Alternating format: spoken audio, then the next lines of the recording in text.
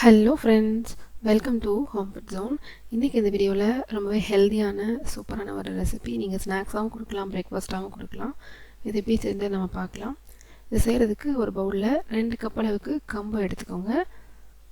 இது தண்ணி ஊற்றி நல்லா சுத்தமாக கழுவிக்கோங்க. ரொம்ப அழுக்கு இருக்கும், தூசியெல்லாம் இருக்கும், நல்லா சுத்தமாக கழுவிட்டு எடுத்துக்கோங்க. இப்போ இதில் தேவையான அளவு தண்ணி ஊற்றி ஒரு 5லேருந்து 6 மணி நேரம் ஊற வச்சு எடுத்துக்கலாம். இன்னொரு பவுல் எடுத்துக்கோங்க. இதில் 1/2 கப் அளவுக்கு உளுந்து எடுத்துக்கோங்க, 1/2 கப் அளவுக்கு அரிசி எடுத்துக்கோங்க. நார்மலாக நீங்கள் சாப்பாட்டு அரிசி, இட்லி அரிசி எது வேணாலும் எடுக்கலாம், பச்சரிசி மட்டும் எடுக்காதீங்க. 1 டீஸ்பூன் அளவு வெந்தயம் சேர்த்து இதில் தண்ணி ஊற்றி நல்லா தேவையான அளவு நல்லா தண்ணி ஊற்றி நல்லா கழுவிட்டு இப்போ நம்ம ஊற வச்சுக்கலாம். இதையும் நம்ம கம்பு ஊற அதே டைம் நம்ம ஊற வச்சுக்கலாம்.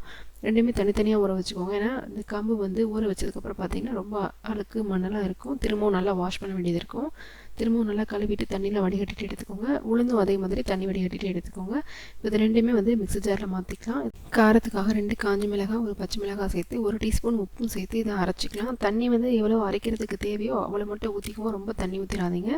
நல்லா நம்ம இட்லி மாவுக்கெல்லாம் எந்த கன்சிஸ்டன்சிக்கு அரைப்போமோ அதே மாதிரி அரைச்சி எடுத்துக்கோங்க. இப்போ நம்ம அரைச்சி அந்த மாவை ஒரு பவுலுக்கு மாற்றிக்கலாம்.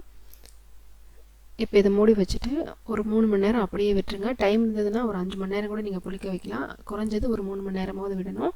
இப்போ இது செய்கிறதுக்காக இன்னொரு பேனில் ஒரு 3 டீஸ்பூன் அளவு எண்ணெய், 1 டீஸ்பூன் கடுகு, 1 டீஸ்பூன் சீரகம், 1 இன்ச் அளவுக்கு இஞ்சி பொடிசா கட் பண்ணி போட்டுக்கோங்க. 1 டேபிள் ஸ்பூன் அளவு கடலைப்பருப்பு போட்டு நல்லா அந்த கடலைப்பருப்பு செவந்து வர வரைக்கும் வறுத்து எடுத்துட்டு இதில் ஒரு கைப்பிடி அளவு கருவேப்பிலை, நல்லா ஒரு கைப்பிடி அளவு கொத்தமல்லியில் ஒரு பெரிய வெங்காயம் போட்டு நல்லா வறுத்து எடுத்துக்கோங்க. பெரிய வெங்காயம் ரொம்ப ஓவர் குக் ஆகணும் தேவையில்லை, லேசாக அதை பச்சை வாசனை போனாலே போதும். அது வரைக்கும் நம்ம வறுத்து எடுத்துக்கலாம். நம்ம ஏற்கனவே காரத்துக்காக மிளகாய் அரைச்சிருக்கோம் அதோடு சேர்த்து, அதனால் இதில் நம்ம காரத்துக்கு எதுவுமே போடலை.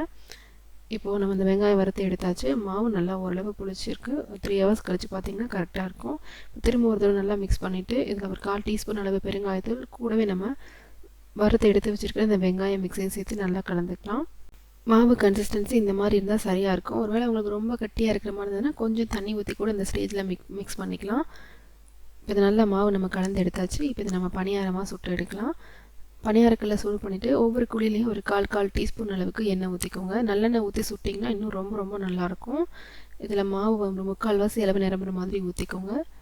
இது மூடியெல்லாம் வைக்க வேண்டாம், அப்படியே இருக்கட்டும். லோ ஃப்ளேம்லேயே வச்சு அடிப்பக்கம் நல்லா முருகல் ஆகிற வரைக்கும் குக் பண்ணிக்கோங்க. மேல் பக்கமும் பார்த்திங்கன்னா இந்தளவுக்கு ஓரளவுக்கு நல்லா வெந்திருக்கும்.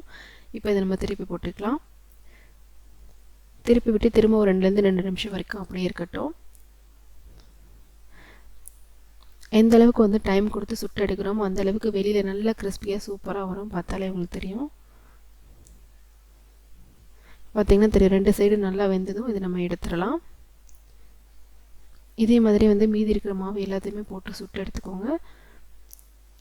2வது பேட்ச் ஊற்றும் போது நம்ம ரொம்ப நேரம் சிம்லேயே வச்சதுனால அவ்வளோவா சூடு இருக்காது. பணியாரக்கெல்லாம் நல்லா திரும்பவும் சூடு பண்ணிவிட்டு எண்ணெய் சேர்த்துட்டு அதுக்கப்புறமா மாவு சேர்த்துக்கோங்க. நல்ல ஒரு கார சட்னி, தேங்காய் சட்னியோட சூப்பரான காம்பினேஷனாக இருக்கும். நீங்கள் ஸ்நாக்ஸாகவும் செஞ்சு கொடுக்கலாம், பிரேக்ஃபாஸ்ட்டாகவும் செஞ்சு கொடுக்கலாம். கண்டிப்பாக இது குழந்தைங்களுக்கு கூட ரொம்ப பிடிக்கும். இதே மாதிரி நீங்களும் செஞ்சு பாருங்கள். இந்த ரெசிபி உங்களுக்கு பிடிச்சிருந்ததுன்னா லைக் பண்ணுங்கள், ஷேர் பண்ணுங்கள், கமெண்ட் பண்ணுங்கள். கண்டிப்பாக ஹோம் ஃபுட் ஜோனுக்கு சப்ஸ்கிரைப் பண்ண மறக்காதீங்க. நாளைக்கு இதே மாதிரி நல்ல ரெசிபியோட உங்களை மீட் பண்ணுறேன். அது வரைக்கும் பாய்.